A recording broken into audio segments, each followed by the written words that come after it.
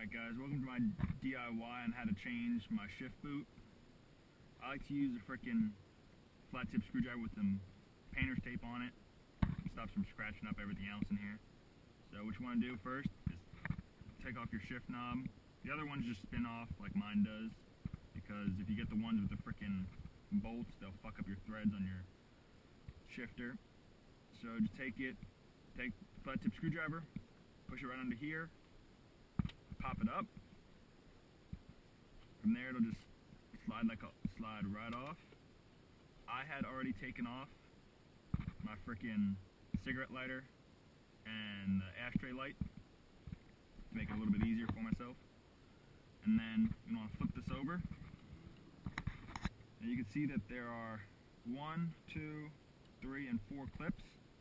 So you just want to take one finger up here, one finger down here, both on opposite sides, kind of like pull towards the middle, pull down, and it'll just pop under. You won't really hear a click. Do it for the sides. Now it should just come right off, so you can just set that aside. And then you have your shift boot. Now with mine, I just put it right over, so I still have the factory one if I ever want to put the factory one back on. But me, I really don't like leather, so I decided to go with Stardust, or whatever galaxy you want to call this. When you do it, you want to take 2 pieces. This is one piece, and then this whole other side is one. And when you sew it, sew the seams on the inside, so that way you don't see anything on the outside. It looks all nice and flush. And I made it match the back because you have 2 right here and another 2 right there. So if you have it made, you just take it and you slip it over, make a hole about maybe a quarter size in the top. It doesn't have to be too big. And then you want to take your hand from the inside and just thread it through, so that way it'll sit flush on top of the shifter.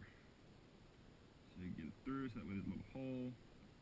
And now what you're going to do is line up, for me I line up these 2 seams at the end, and you just tighten it over, right about there. Flip it upside down, and then work the back. It's going to be a little tight, depending on how you sew it. So, but I mean, I like to do a little bit further so that way it stays. It doesn't come out back up like that just happened. So it takes a little bit of time. Once you get it, it won't be too bad. But you don't want to go too far like that, because then your shift boot will have no play in it. And then take it, kind of like set it in there before you make it final.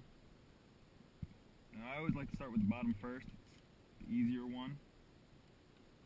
Make sure it's sitting in the slot, and then you go one side, put it back in, top, side, you flip it back over, make sure it looks all nice. And then, yeah, you can redo it if it came out a little bit.